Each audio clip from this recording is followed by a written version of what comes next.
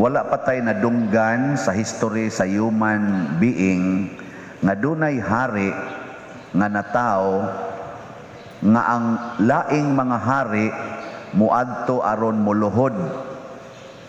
Muadto tingali aron mo bisita, mo congratulate.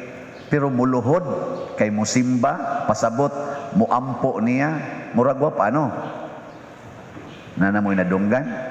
Adi man sa noon ko historian. Waoy, ang resulta hinoono sa ubang mga hari og nanay bag-ong napiling hari, mangandam sila kay makigubat, kay basig gubaton ta ani. Nya ila dayong analyson ang kinaiya nining maong hari. Nya ila dayong paningkamutan nga mabuntog o kaha maamigo. Ana ra, pero mosimba, waoy. Kinsa may gisimba ra gyud? Si Jesus. Gisimba siya. Pero gipatay sad. Katawan ano? Nya ganahan mo aning klasehas hari. Gisimba pero gipatay. Uy, ganahan ba mo uy? Ngano man ning haria nga gisimba pero pag human gipatay. Ilansang paskuros. Tungod kay unsa may rason? Tungod kay kana depende na ninyo wa sa ko kibaw kung sa rason ngano naingon ani ni. Tungod kay gakinahanglan ta og pagtuo una ta makasimba niya. Unya kay ang kalibutan naggamit man sa tawhanong rason di gid ta kasabot aning hari ani. Gakinahanglan tag pagtuo, light of faith, dili light aning electricity. Kay kanila itong saligan inig ka brown out ani di natakahibaw unsay naa diha duol nato. Pero pagtuo bisag mabuta pa imong mata kaila gyapon kas Ginoo. Bisag wap adiha siya sa imong atubangan di nimo siya makita sa imong naked eyes, makita nimo og mailhan ang Ginoo. Kamuron nagsige ba mo gamit sa kahayag sa inyong pagtuo? Na? Nihayag mo? Kana bitang inig inig bunyag. Tagaan mo day mo anag kandila. Mauna nga sa atong unang pagbasa, miingon dinhi si propeta Isaías nga miabot ang imong kahayag. Diin nagsugod ang kahayag didto sa Bethlehem, ang usa sa gamay kaayo nga lungsod sa Judea. Nya niingon din siya, ikaw Bethlehem, dili ka ang labing iwit nga kaning lungsod sa Judea. Kay gikan nimo musidlak ang kahayag. Ang tibuok kalibutan kuno tabunan sa kangitngit, pero musidlak ang kahayag gikan aning gamay kaayo nga siyudad or lungsod. Nya diin man gasugod ang sidlak sa kahayag didto sad sa gamay kaayong lugar nga hugaw pagyud kaayo kay maoy puy-anan sa mga hayop kaning ingon ani bilin. O kana.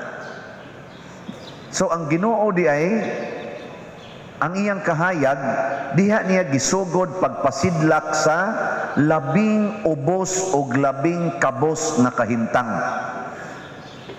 Mao na nga kung ang atong gamiton kining atong hunahuna unya nangita taghari sa tibuok kalibutan nya kining atong utok mo itong gamiton kining atong tawhanong standards mapatay gid nato sa Kristo.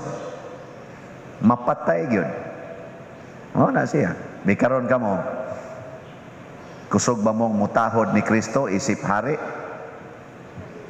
Mutahod mo o dili? Sige, so congratulations. Ako tahod sa ko. Nakaron, ningon mas Kristo, unsay inyong buhaton ngadtos labing kabos, mao'y inyong gibuhat nga rin ako. Mutahod ba mo sa labing kabos? Mutahod o dili? Mutahod. Inyo ba silang taga-agbalay? Og og nitahod ka nganong di man nimo tagaag balay? Inyo ba silang ay lang tagaag balay? Pasudlon ba nimo sila sa inyong balay? Nya papuyon? Oh, dili gyapon. Oh, ingon mo mutahod, mga bakakon. Liwat mo aning gawali. Oy, mao na itong batasan oy, mutahod ta ni Kristo, pero ang iyang sugo di ta mosunod. Mao na nga kung iya yung ipamugos, patyon ginato siya. Patyon yun. O ipamugos yun, patyon. Labi na ng iyang sugo nga, higugmaa imong kaaway. Sus, grabe ha. Ngano ang kaaway may ipahigugma? Kay kanang kaaway, in relation to you, mauna ang labing ubos nga tao sa imong kinabuhi. Di ba? Labing ubos ginang imong kaaway. Kay ngano man, di man jud kamo tagad ana. Tagdon pa to di mong tanan dito, bisag unsa pa nagnaong, pero kanang imong kaaway, di kamo tagad sa ato pa in relation to you, siya maoy labing ubos. Unya kay niingon mas Kristo, unsay inyong gibuhat sa labing ubos sa inyong isig katao, inyong gibuhat nako. Di sa ato pa kanang imong kaaway, mauna di na ang kahayag ni Kristo. Wa gini uyon sa akong analysis. Ako di mo to? Kinsa may nakapalambo sa simbahan. Gawas nga nigawas dito sa teritoryo sa Jerusalem. Kinsay nakapalambo? Si San Pablo. Kinsa man ni si San Pablo, kaaway sa mga nagsunod ni Kristo, gipapriso, gipapatay niya ang mga nagsunod ni Kristo. Unya kay gihigugma man ni Kristo si San Pablo, gihigugma man sad sa mga tao nga nagsunod ni Kristo si San Pablo, nakonbertir og nahimo na hinuong magsasangyaw sa pagtuo. Na mo ganit ay panultihon, your best sa to? Kana bang your best friend will be your best enemy. Baliha, baliha. Your best enemy will be your best friend. Ano na siya? Anha, masad mo anang statement, baliha lang. Mahadlok man ka sa anang enemy, kay mutuo man ka ng, your best friend is your best enemy. Baliha na sad. Your best enemy will be your best friend. Unsa may nakapalambo nako, isipari, ang mga nagsigig libak nako, ang nagsigig saway nako, ngano man, ako man silang gihigugma ug akong gisunod ang gusto nila nga akong buhaton. Awa mo kasabot? Na imong saway nako. Ikaw pa dir kanang imong baba pataka lang ginagyaw-yaw. Sakit kay ka manabi. Nako Lord, tabangi ko nga di na kayo sakit. Yang Ginoo, sige, mao ni buhata ha. O mo na ni Roy akong classes homily. Sakit apan lami. Daghan kay mangita kay matud pa nila nindot ang homily nimo pa dir sakit pero lami. Di ba na magpangita man kanang sakit pero lami. Di mo ganahan ana. Kana bang the stinging joy. Nindot ka na paminahon. Sa ganahan ninyo, kana ragyong tamis o kana ragyong parat. O say, nindot sa dang sweet and sour. Ano na siya? Gi-adjust sa Ginoo ko. Salamat Lord. Ngarang-arang na in taon kurong manabi. Nagya po'y mo libak, pero nagya po'y mo saway, pero jutay na lang. Kaya nga naman, ang kadaghanan, gilamian. Nya ako din ning binuhatan. Dili sa Ginoo, nangayo lang ko nga, Lord, sige man jud kog saway. Giingnan pagugotong usan nako kakaila nga elder nako ba diya sa simbahan. Paghapit na nako musod sa seminaryo, nya kay nakasaway man gid siya sa akong sinultihan, ana akong paagis pag-istorya. Ingon din siya nako, musod kag seminaryo? Nako, musod ko noy. Ingon siya nga, usa tingali kas mga pari nga batuonon.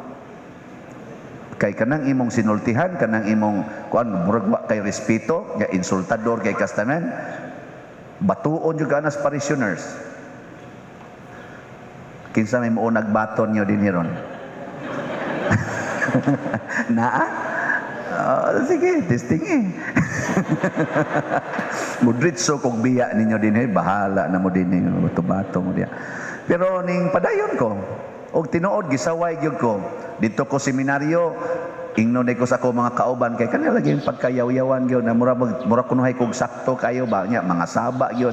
Ingnon ko sa ako mga kaubang mga seminarista, bro, sakto man ang imo bro, pero sakto na. Naglibog og kuwato, sakto nang imo pero sakto na. Ana no? Mura mag-ingon tama ka pero tama na. Ana. Okay na ninyo? Na siya. Unya kay si Kristo ingon ana man labaw pa man ganyana sunan ka na mga Parisiyo, mga high priest unya mga tigpakaraw-ingnon kamo. Mga bitin mo. Nagsigi mo limpyo des inyong gawas inyong tasa, mga hugaw mo naan yung tanan ang mga kadautan, muramog mga nitso nga puti sa gawas pero sa ilawom dahil tuad itong nangadunot og tanang hugaw. Anaon niya, kinsa ba kay di maglagot ana kagot gud ilang ipon. Pero ako di lang kumusulti ana kay unsa nilay akong kolektahon ron. Patay tani. Pero igo na tingali no. Nga musulti ta nga gamita ang pagtuo aron makakita ka ni Kristo. Bisan diha sa imong kaaway. Mutuo lang ta sa pulong Ginoo kakita gyud ka. Pananglitan kanang imong anak nga tapulan kayo, nga gasigig higda, nya di gyud mo trabaho, nya inigbangon igtambong sa kananan, ilugon patong ubang sudan silang igsuon kay putig yung dako ag kaon. Unsa man bation ninyo maginikanan ana?